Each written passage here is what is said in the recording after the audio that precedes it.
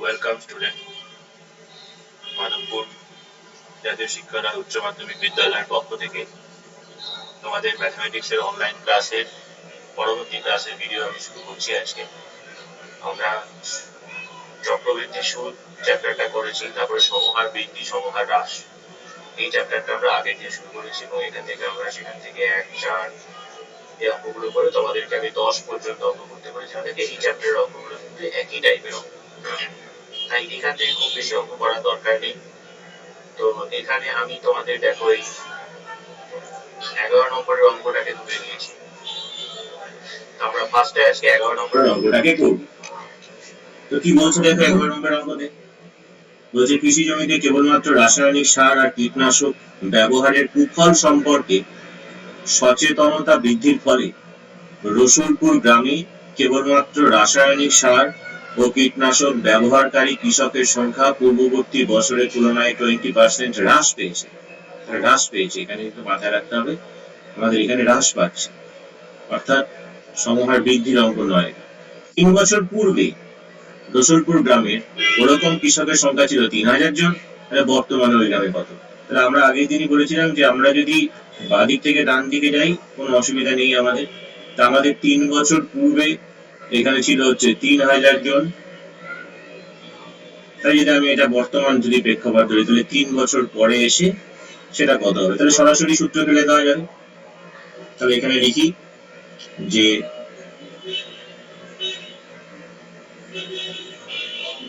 পূর্ববর্তী বছরের তুলনায়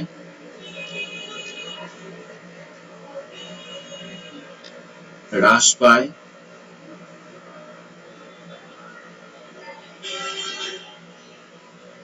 20%। ঠিক আছে, এবার লেখো 3 বছর পূর্বে সংখ্যা ছিল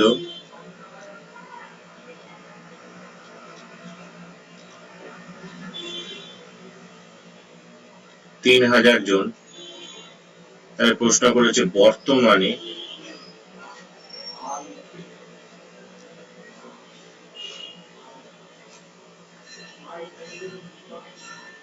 সেই সংখ্যা হবে, তার এখানে প্রথম কথা 3000 1 minus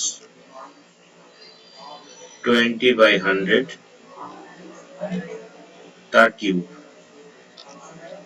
এবার সিম্পলি এটাকে ক্যালকুলেশন করো, যা হয় তাই। ধরো 20 দিয়ে এটাকে কাটলে 5, কারণ 1/5, তাহলে এখানে পাচ্ছ 3000 গুণ 5 minus 1, 4/5 এর হোল কিউব। তার মানে ওপরে হচ্ছে আমাদের 3টে 4, নিচে আমাদের 3টে 5, কাটাকুটি করো, 5 6 30, 5 12 60, 5 2 গুণে 10 24, তাহলে 4 4 16 64 গুণ 24 জন, 64 গুণ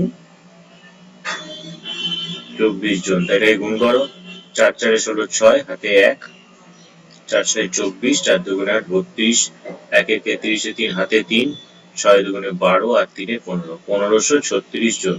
তাহলে দেখো যে কৃষকের সংখ্যা আগে ছিল 3000 জন 3 বছর আগে, 20% হ্রাস পেতে পেতে এখন সেই কৃষকের সংখ্যা হয়ে যাচ্ছে কত? 1536 জন। বুঝতে পারলে? আচ্ছা, এরপরে আমাদের এখানে আমি তোমাদের দেখো তারপরে 12টা হচ্ছে একই জিনিস। একটা মেশিনের মূল্য হচ্ছে 1,80,000 টাকা, 10% হ্রাস পাচ্ছে, 3 বছর পরে কত হবে? ঠিক একই সূত্র একইভাবে অ্যাপ্লাই করে দেবে। এত গুণ 1 মাইনাস 10/100 হোল টু দি পাওয়ার 3। তারপরে এখানে দেখো প্রতি বছর এত পার্সেন্ট বিদ্যুৎহীন পরিবার, 2 বছর পর বিদ্যুৎহীন এটা কমে যাচ্ছে। এত পার্সেন্ট যদি বিদ্যুৎহীন পরিবার পূর্ব বছর তুলনায় এত বছর বিদ্যুৎহীন পরিবারে বিদ্যুৎ পৌঁছানোর ব্যবস্থা করা হয়, তাহলে এত পার্সেন্ট করে কমছে।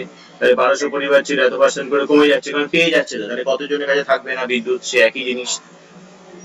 আমরা এখানে চলে আসছি 15 নম্বরের অঙ্কটা। তারপরে কি বলছে দেখো, বলছে ধূমপান বিরোধী প্রচারের ফলে প্রতি বছর ধূমপায়ীর সংখ্যা 6.1/4% হারে হ্রাস পায়।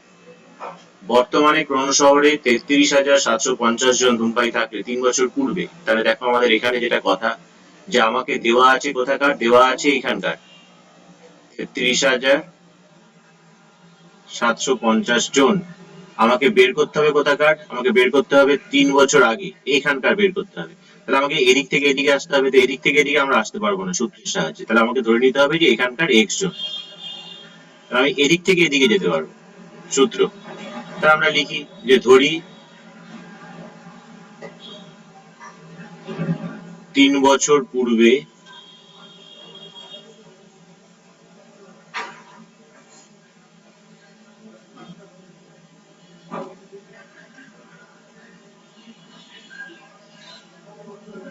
ধূমপায়ীর সংখ্যা ছিল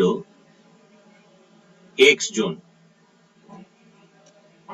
কত পার্সেন্ট হ্রাস পাচ্ছে প্রতি বছর?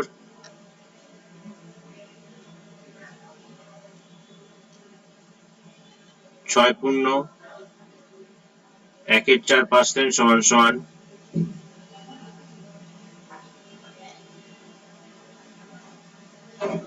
25/4% হ্রাস পেলে বর্তমানে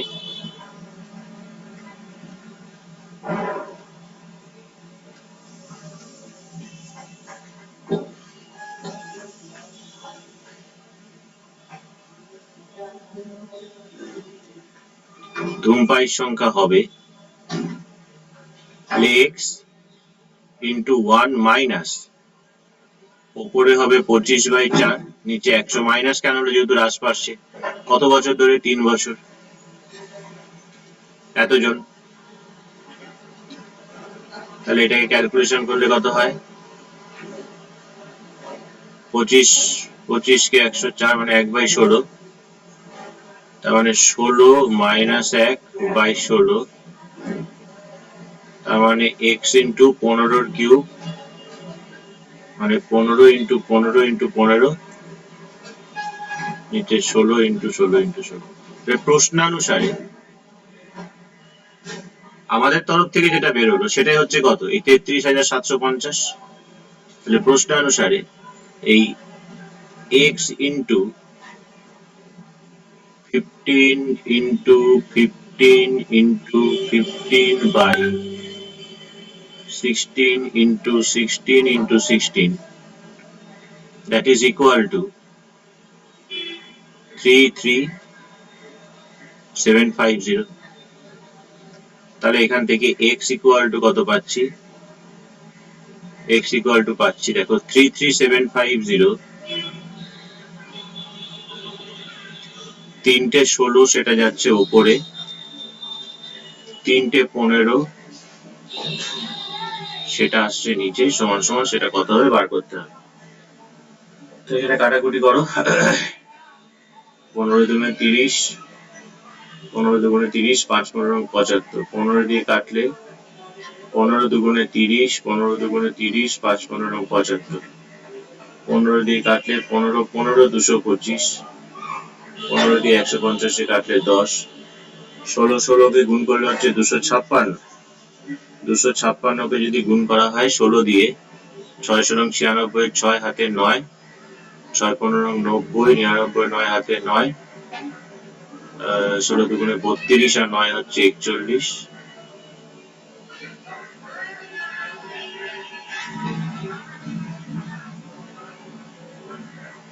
তাহলে দেখো 3 বছর আগে ধূমপায়ীর সংখ্যা ছিল 41,960, অর্থাৎ এইখানে ধূমপায়ীর সংখ্যা ছিল হচ্ছে আমাদের 41,960 জন। ঠিক আছে, বুঝতে পারলে? তার মানে যে ছিল এতজন, 6.1/4% করে হ্রাস পাচ্ছে, হ্রাস পেয়ে বর্তমানে হয়েছে এতজন। তো এখানকার যে বাকি অঙ্কগুলো আছে, তোমরা এই বাকি অঙ্কগুলোকে বাড়িতে করবে, একই অঙ্ক, আলাদা করে কিচ্ছু না। শর্ট কোশ্চেন যেগুলো আছে সেগুলোও মোটামুটি মোরালেস সেম, তবুও তোমাদেরকে একটু বলে দিচ্ছি আমি, দেখে নাও তোমরা। তো এখানে প্রথমেটা কি বলছে দেখো, চক্রবৃদ্ধি সুদের ক্ষেত্রে প্রতি বছর বার্ষিক চক্রবৃদ্ধি সুদের হার সেটা কি হতে পারে, সমানও হতে পারে বা অসমানও হতে পারে। কারণ আমরা জানি যে প্রথম বছর 7%, তারপরের বছর 8%, আবার প্রতি বছর 7% করে থাকতে পারে। তাহলে সমানও হতে পারে অথবা অসমানও হতে পারে। নাম্বার 2, চক্রবৃদ্ধি সুদের ক্ষেত্রে প্রতি বছর আসল একই থাকে? কখনোই না। প্রতি বছর আসল পরিবর্তিত হয়। হ্যাঁ, পরিবর্তিত হয়। প্রতি বছর আসল একই থাকতে পারে অথবা পরিবর্তিত হতে পারে না, একই কখনোই থাকতে পারে না চক্রবৃদ্ধি আর সুদের ক্ষেত্রে। এখানে অপশন হচ্ছে বি। তারপরটা, একটি গ্রামের বর্তমান জনসংখ্যা পি এবং প্রতি বছর জনসংখ্যা বৃদ্ধির হার হচ্ছে 2r%। তাহলে বলছি n বছর পর জনসংখ্যা কত হবে। তা আমরা সূত্র লাগিয়ে নিই, p into 1 plus r, r বলতে কত, 2r by 100। তাহলে 2r by 100 whole to the power n। তাহলে দেখো 2r by 100, তাহলে 2 দিয়ে 100 কে কাটলে 50। তাহলে অপশন হচ্ছে বি। ঠিক তার একই রকম ভাবে তার পরেরটা যদি দেখো, এখানে 2r% হ্রাস হয়েছে, 2n বছর পর কত মূল্য হবে। তাহলে 2r% যদি হ্রাস হয়, তাহলে 2r by 100 whole to the power 2n। প্রথমে থাকবে 2p। তাহলে আমাদের অপশন হচ্ছে ডি। কারণ আমাদের 2p হচ্ছে বর্তমান মূল্য, 1 minus 2r by 100, 2 দিয়ে 100 কে কাটলে 50, মাথায় থাকবে 2n এত টাকা। পাঁচেরটা কি বলছে দেখো, এক ব্যক্তি ব্যাংকে 100 টাকা জমা রেখেছে, 2 বছর পর সমূল চক্রবৃদ্ধি 121 টাকা পেয়েছে। তাহলে বার্ষিক সুদের হার কত। বার্ষিক সুদের হার যদি আমরা 8% ধরে নিই, তাহলে আমাদের তরফ থেকে কি লিখতে পারবো, এটাকে আমরা 100 into 1 plus r by 100 whole to the power 2, এটা সমান সমান হচ্ছে 121। তাহলে এখান থেকে আমরা কি পাচ্ছি, 1 plus r by 100 whole square is equal to 121 by 100 বা 1 plus r by 100 এর whole square is equal to 11 by 10 তার স্কোয়ার। তাহলে দুটো স্কোয়ার যদি হয়, তাহলে এখান থেকে আমরা বলতে পারি 1 plus r by 100 is equal to 11 by 10। তাহলে এখান থেকে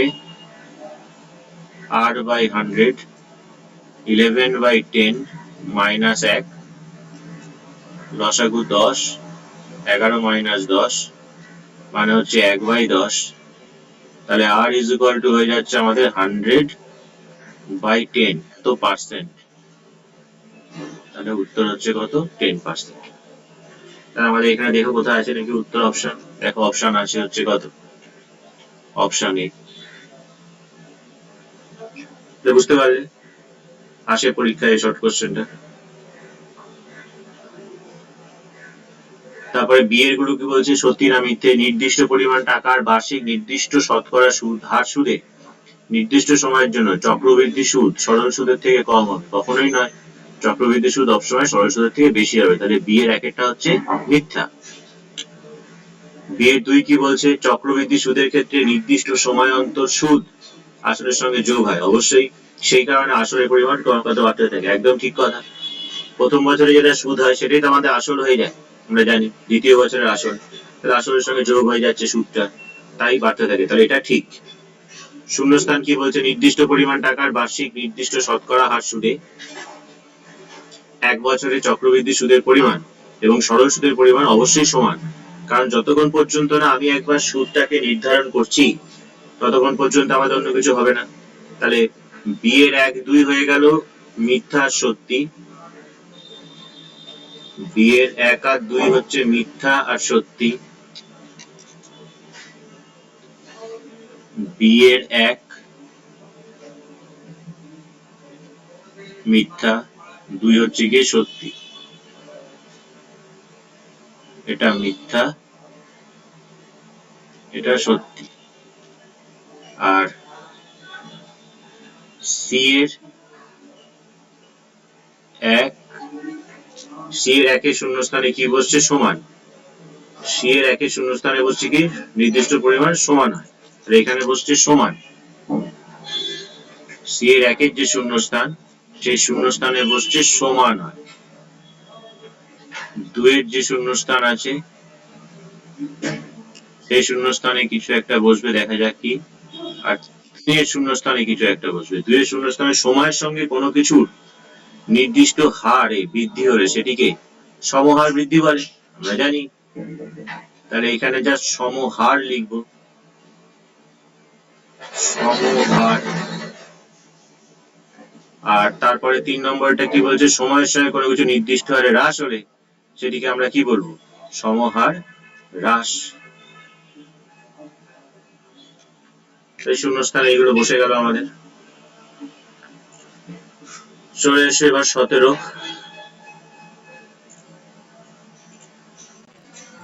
17-র 1 নম্বরের অঙ্কটা তুলে নিচ্ছি আমরা।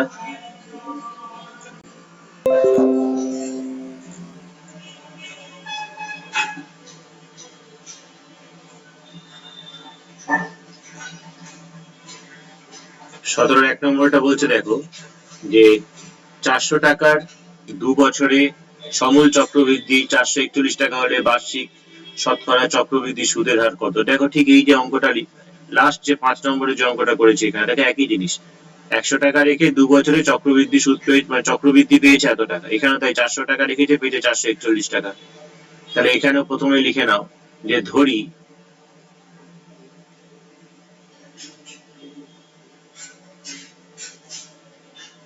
সুদের হার R%।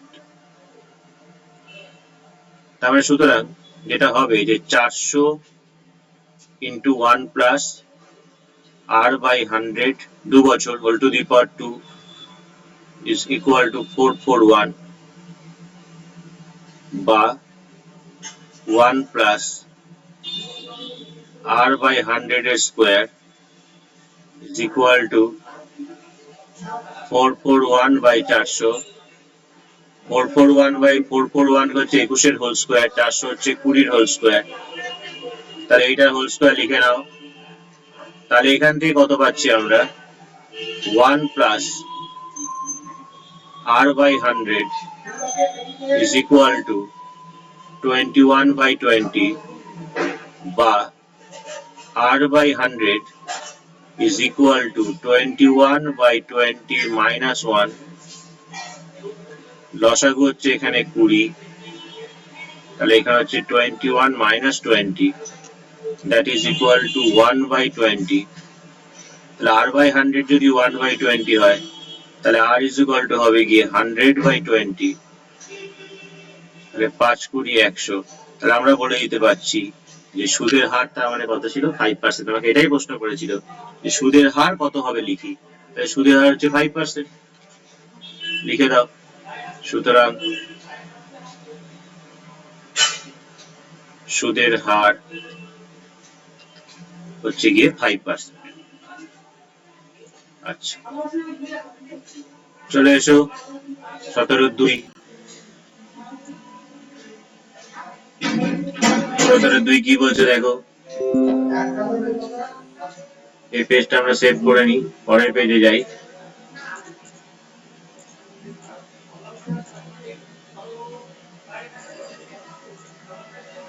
এটা হচ্ছে আমাদের 17-2।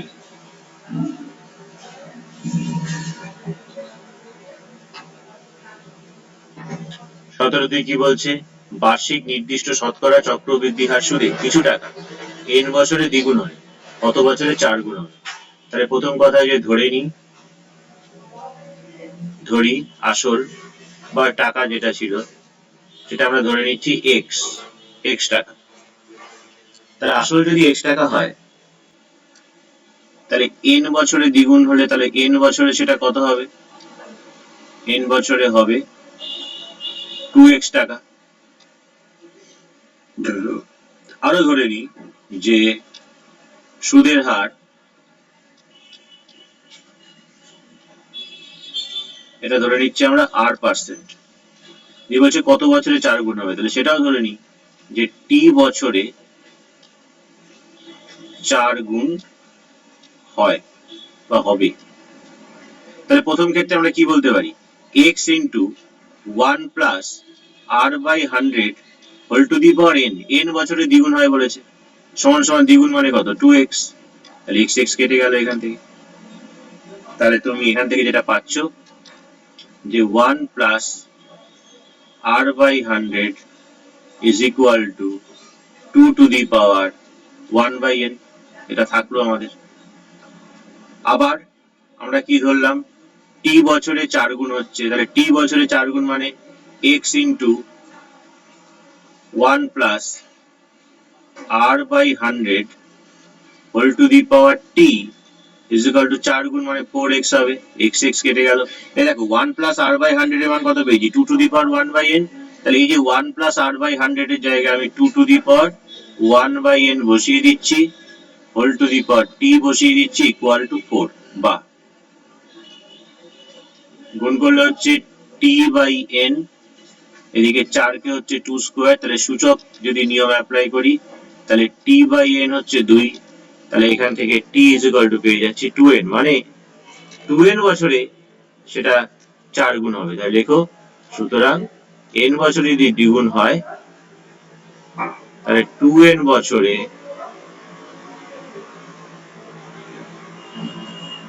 4 গুণ হবে। আচ্ছা চলো 3 নম্বর।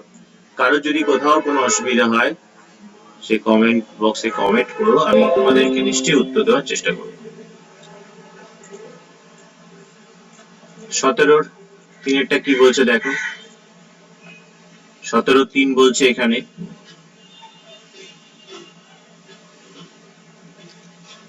বার্ষিক 5% চক্রবৃদ্ধি হার সুদে কিছু টাকার 2 বছরে চক্রবৃদ্ধি সুদ 615 টাকা হলে আসল নির্ণয় করতে হবে। তো এখানে আসল আমরা ধরে নিই x টাকা, ধরি আসল x টাকা। তা আসল যদি x টাকা হয় তাহলে চক্রবৃদ্ধি সুদ বলেছে কিন্তু এখানে, তাহলে সুতরাং 5% হারে 2 বছরের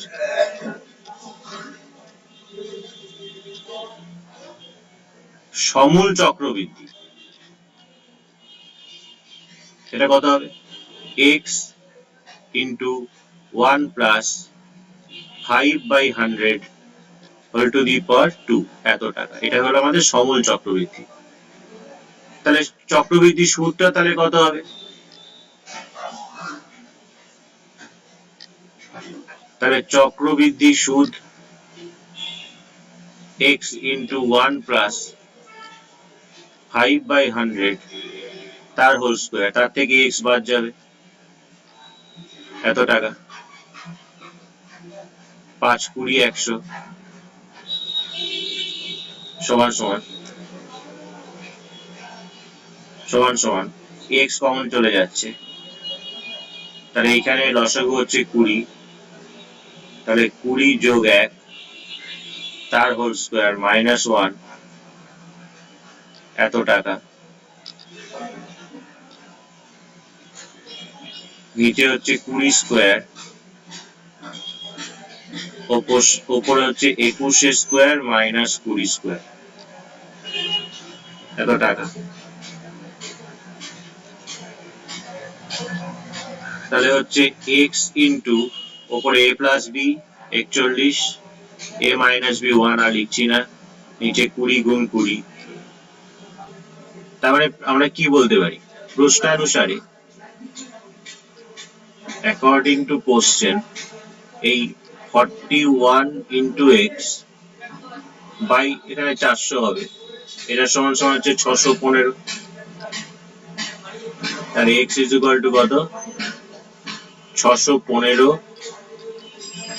ইন্টু 400 বাই 41, 41 1 কে 41 20, 5 41 এ 205, 4 15 60 আরো দুটো শূন্য, তাহলে x এর মান হয়ে যাচ্ছে এখানে 6000 টাকা। আমাকে এটাই প্রশ্ন করেছিল যে আসল নির্ণয় করি, তাহলে আসল হচ্ছে, আসল ধরেছিলাম কত, x টাকা, এবং মান পেলাম কত, 6000 টাকা। তাহলে আসলের মান হচ্ছে এখানে 6000 টাকা, অর্থাৎ 6000 টাকার 5% চক্রবৃদ্ধি হার সুদে 2 বছরে চক্রবৃদ্ধি সুদ কত হবে, না 615 টাকা। আচ্ছা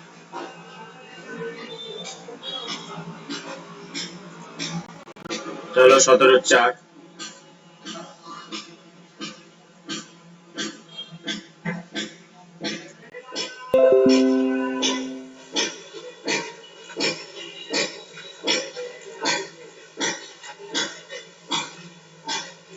17/4 কি বলেছে? প্রতি বছর R% হ্রাসপ্রাপ্ত হলে n বছর পর একটা মেশিনের মূল্য হয় v টাকা। তাহলে n বছর পরে মূল্য হচ্ছে v টাকা। তাহলে n বছর পূর্বে মেশিনটার মূল্য কত ছিল? তাহলে পূর্বে যখন বলছে ধরে নিতে হবে আমার। তাহলে এখানে ধরি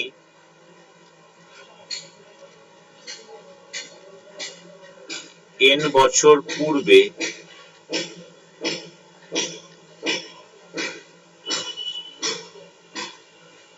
মেশিনটির মূল্য ছিল x টাকা। প্রশ্নানুসারে অ্যাকর্ডিং টু কোশ্চেন আমরা কি বলতে পারি? এই x into 1 minus r/100 whole to the power n is equal to কত? v। তাহলে আমরা এখান থেকে বলতে পারছি x equal to v by 1 minus r/100 whole to the power n। তুমি এটাও বলতে পারো।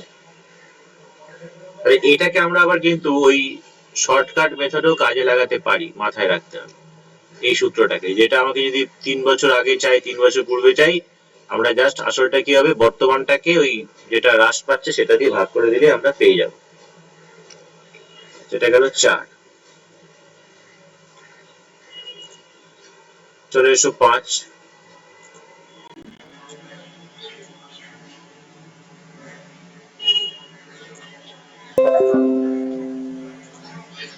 পাঁচেরটা কি বলছে? বলছে প্রতি বছর জনসংখ্যা 8% বৃদ্ধি হলে n বছর পর জনসংখ্যা p হয়। তাহলে n বছর পূর্বে জনসংখ্যা কত ছিল? তাহলে দেখো একটু আগে এই সূত্রটা আমরা শিখলাম, উপরের দিকে তাকাও। তাহলে আমাদের বর্তমানে ছিল ওখানে v, এখানে বর্তমান হচ্ছে কত? p। তাহলে আমরা কি করতে পারি না, p কে ভাগ করে দিতে পারি। r% বৃদ্ধি হচ্ছে, তার মানে 1 plus r/100 whole to the power এতজন। এখানে হ্রাস পেয়েছিল বলে মাইনাস করেছিলাম, এখানে আমাদের বৃদ্ধি পাচ্ছে বলে প্লাস করে দিলাম। তাহলে এটাই হয়ে গেল উত্তর, যদি একবারে করতে চাও সূত্রের সাহায্যে। তাহলে আমরা সমহার বৃদ্ধি যে চ্যাপ্টার, সেই চ্যাপ্টারটিও শেষ করলাম। আচ্ছা, আমরা এবার এই বৃত্তস্থ কোণ সম্পর্কিত উপপাদ্য আমাদের শুরু হচ্ছে। আমরা এই 7 নম্বর চ্যাপ্টারে একটা উপপাদ্য একটু করে নিই। তো সেই উপপাদ্য করার জন্য আমাদের কিছু জিনিস দরকার। দেখো এখানে আমাদের বইতে অনেক কথা বলেছে। এখানে আমরা ছোট বড় নানান আকারের কিছু বৃত্তাকার রিং ও ছোট বড় নানান দৈর্ঘ্যের কাঠি জোগাড় করি। দেখো বিভিন্ন বৃত্তাকার রিং এখানে জোগাড় করা হয়েছে, বিভিন্ন দৈর্ঘ্যের কাঠি এখানে দেখানো হয়েছে। আমরা ঠিক করেছি এই বৃত্তাকার রিং এর মধ্যে নানাভাবে কাঠি রেখে কি কি পাই দেখে সেটা বিভিন্ন তথ্য জানবো, আর সেই অনুযায়ী মডেল তৈরির চেষ্টা করবো। সাথী প্রথমে একটি বৃত্তাকার রিং এ একটি কাঠি পাশের ছবির মতো রাখলো। এই হচ্ছে বৃত্তাকার রিংটা, আর তার মাঝখানে একটা কাঠি সে এরকম ভাবে রেখেছে। দেখছি এবি কাঠিটি বৃত্তাকার রিং এর একটি জ্যা। তাহলে এবি হচ্ছে জ্যা, এটা আমরা জানি যে বৃত্তের পরিধির উপর যে কোনো দুটো বিন্দু যদি নেওয়া হয়, সেই দুটো বিন্দুকে যদি যোগ করলে যে সরল রেখাংশ পাই আমরা, তাকে আমরা বলি জ্যা। তাহলে বৃত্তাকার রিং এর উপচাপ এপিবি, এটা হচ্ছে উপচাপ। এটা দুটো চাপ আছে, মানে তুমি যদি বৃত্তের পরিধি বরাবর যদি তুমি এ থেকে বি তে আসতে চাও, তুমি কিভাবে আসতে পারবে? হয় তুমি এইভাবে যেতে পারবে এ থেকে বি তে, বা তুমি এ থেকে শুরু করে এই ঘুরে এইভাবে আসতে পারবে। তাই এপিবি টাকে বলছে উপচাপ, আর একিউবি টাকে বলছে অধিচাপ। ছোটটা উপচাপ, বড়টা হচ্ছে অধিচাপ। আমি আরো দুটি কাঠি এসি আর বিসি, এরকম এসি আর বিসি পাশের ছবির মতো রাখলাম। এসি ও বিসি বৃত্তের অপর দুটি জ্যা, এসি বিসি বৃত্তের অপর দুটি জ্যা। কিন্তু বলছে এখানে কিন্তু এবি জ্যা বৃত্তের সি বিন্দুতে একটি সম্মুখ কোণ এসিবি উৎপন্ন করেছে। এবি জ্যা বৃত্তের সি বিন্দুতে একটা সম্মুখ কোণ এসিবি, এই কোণ একটা উৎপন্ন করেছে, এই কোণটা উৎপন্ন করেছে। তাহলে এই কোণকে কি বলবো আমরা? তাহলে এইখানে আমরা বলবো সম্মুখ বৃত্তস্থ কোণ বা পরিধিস্থ কোণও বলা হয়, যেহেতু পরিধির উপর সি বিন্দুটা আছে এবং একটা জ্যায়ের দুটো প্রান্ত বিন্দু সেই বিন্দুর সঙ্গে যোগ করে আমরা এই কোণটাকে পেয়েছি। এখানে যেমন সম্মুখ বৃত্তস্থ কোণও বলা হচ্ছে, তেমনি এটাকে পরিধিস্থ কোণও বলা হয়। তাহলে দেখো লক্ষ্য করে, আবার যদি ডি বিন্দুটি এ কিউ বি বৃত্তচাপ বাদে বাকি বৃত্তচাপে অবস্থিত হতো, তাহলে এডিবি কে বলা হতো এই এ কিউ বি এর এই বৃত্তচাপের উপরে পরিদৃষ্ট কোণ বা এ কিউ বি দ্বারা গঠিত সম্মুখ বৃত্তস্থ কোণ। এখানে পাশের ছবিতে এ এম বি বৃত্তচাপ এপিবি দ্বারা গঠিত সম্মুখ বৃত্তস্থ কোণ এবং এ এন বি সেই হচ্ছে বৃত্তচাপটা এই এ কিউ বি দ্বারা গঠিত সম্মুখ বৃত্তস্থ কোণ। এরকম ভাবে এগুলো হচ্ছে। আমাদের এখানে মেইনলি যেটা দরকার সেটা হচ্ছে কেন্দ্রস্থ কোণ এবং পরিধিস্থ কোণ। এখানে সব পরিধিস্থ মানে হচ্ছে বৃত্তস্থ কোণটা আমরা দেখলাম। এবার এখানে দেখো কোন বৃত্তের একটা বৃত্তচাপের দ্বারা গঠিত সম্মুখ কেন্দ্রস্থ কোণ ওই চাপের দ্বারা গঠিত যে কোনো বৃত্তস্থ কোণের দ্বিগুণ, এটা আমাকে প্রমাণ করতে হবে। তবে এই প্রথম ছবিটা নিয়ে তোমরা বোঝার চেষ্টা করো, পরের গুলো পরে বুঝবে, লেখাটা একই হবে। মানে এতগুলো আমাকে ছবি হতে পারে। আমি যদি এপিবি বৃত্তচাপটা ধরি এবং তার উপরে যদি এওবি কেন্দ্রস্থ কোণ ধরি আর এসিবি যদি পরিধিস্থ কোণ ধরি, তাহলে এখানে ঠিক একই রকম ভাবে দেখো এপিবি বৃত্তচাপের উপর এওবি কেন্দ্রস্থ কোণ, এসিবি পরিধিস্থ কোণ, সেই এপিবি বৃত্তচাপের উপর এওবি এই পুরোটা কেন্দ্রস্থ কোণ, এসিবি পরিধিস্থ কোণ। আবার সে দেখো এপিবি বৃত্তচাপের উপরে এইটা কেন্দ্রস্থ কোণ এওবি আর এসিবি হচ্ছে পরিধিস্থ কোণ। তাহলে প্রতি ক্ষেত্রে সব ক্ষেত্রে কিন্তু আমাদের এই এওবি কোণটা কি হবে, এসিবি কোণের দ্বিগুণ হবে। এখানে কি বলছে, প্রদত্ত আছে, এটা বলে দিলাম, প্রমাণ করতে হবে এওবি টু এসিবি। বৃত্তচাপ এবি দৈর্ঘ্য অনুযায়ী বিষয়টি তিন রকম হতে পারে। 1 ও 4 নং চিত্রে এপিবি উপচাপ, আর 2 নং চিত্রে এপিবি অর্ধবৃত্তচাপ, 3 নং চিত্রে এপিবি অধিচাপ। 3 নং চিত্রে এপিবিটা অধিচাপ, দেখতেই পাচ্ছ যে এই চাপটার থেকে এই চাপটা বড়। এই ক্ষেত্রে এপিবিটা অর্ধচাপ, কেন এটা ব্যাস। আর 1 আর 4 এর ক্ষেত্রে হচ্ছে উপচাপ, অধিচাপ নয়, ছোট, এটাও ছোট এটাও ছোট। সিও যুক্ত করে ডি পর্যন্ত বর্ধিত করা হলো। কি করলাম, সি আর ও যুক্ত করে ডি পর্যন্ত বর্ধিত করলাম। তাহলে এই ক্ষেত্রেও তাই সিও যুক্ত করলাম, ডি পর্যন্ত বর্ধিত করলাম। এই ক্ষেত্রেও তাই সিও যুক্ত করে ডি পর্যন্ত বর্ধিত করলাম। এই ক্ষেত্রেও তাই সিও যুক্ত করে ডি পর্যন্ত বর্ধিত করলাম। তোমরা পরীক্ষার সময় একটা ছবি এঁকেই লিখলে হবে, কোনো অসুবিধা নেই, সব ছবি আঁকার দরকার নেই। একটা এই প্রথম ছবিটা দিয়ে বোঝার চেষ্টা করো, তাহলে তোমরা বুঝতে পারবে ঠিকঠাক ভাবে। অঙ্কন কি করছে, সিও যুক্ত করে ডি পর্যন্ত বর্ধিত করলাম, হয়ে গেল এটা।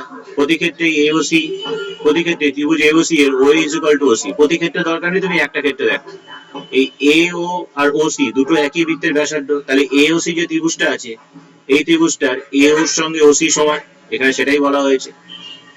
তাহলে যদি ক্লাস 8 আমরা পড়েছি কোন একটা ত্রিভুজে দুটো বাহু যদি সমান হয় তাহলে তাদের বিপরীত কোণগুলো সমান হবে। তাহলে ওসি এর সঙ্গে ওএসি সমান, ওসিএ এইটুকুনি কোণের সঙ্গে ওএসি এইটুকুনি কোণ সমান থাকলো।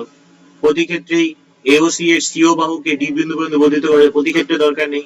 এখন ত্রিভুজ এওসি এর সিও বাহুটাই তো ডি পর্যন্ত বর্ধিত হয়েছে, তাহলে এওডিটা কি, বহিস্থ কোণ। আবার সেই ক্লাস 8 এর উপপাদ্য আমরা করেছি যে কোন ত্রিভুজের বহিস্থ কোণ বিপরীত দুটো অন্তস্থ কোণের যোগফলের সঙ্গে সমান হয়। এখানে দুটো অন্তস্থ কোণের যোগফলের সঙ্গে সমান ওএসি আর ওসিএ, কিন্তু একটু আগে আমরা ওএসি আর ওসিএ সমান প্রমাণ করে এসেছি। তাহলে ওএসি এর জায়গায় আমি ওসিএ বসিয়ে দিতে পারি। তাহলে ওসিএ প্লাস ওসিএ কত হচ্ছে, 2ওসিএ। এটা থাকলো 1 নম্বর। ঠিক সিমিলার হইতে বিওসি ত্রিভুজের ক্ষেত্রে OB is equal to OC. দেখো ওবিসি ত্রিভুজের ক্ষেত্রে BO is equal to OC. BO is equal to যদি ওসি হয় তাহলে ওবিসি এর সঙ্গে ওসিবি সমান, আবার সেই বহিস্থ কোণ বিপরীত দুটো অন্তস্থ কোণের যোগফলের সমান। এখান থেকে পাচ্ছি 2ওসিবি। তাহলে 1 আর 2 যদি যোগ করে দেওয়া যায় তাহলে দেখো এওডি বিওডি যোগ করে তুমি এখানে কি পাচ্ছ, এওডি বিওডি যোগ করে এওবি পেয়ে যাচ্ছ, আর এদিকে এসিও আর বিসিও যোগ করলে এসিবি পাচ্ছ।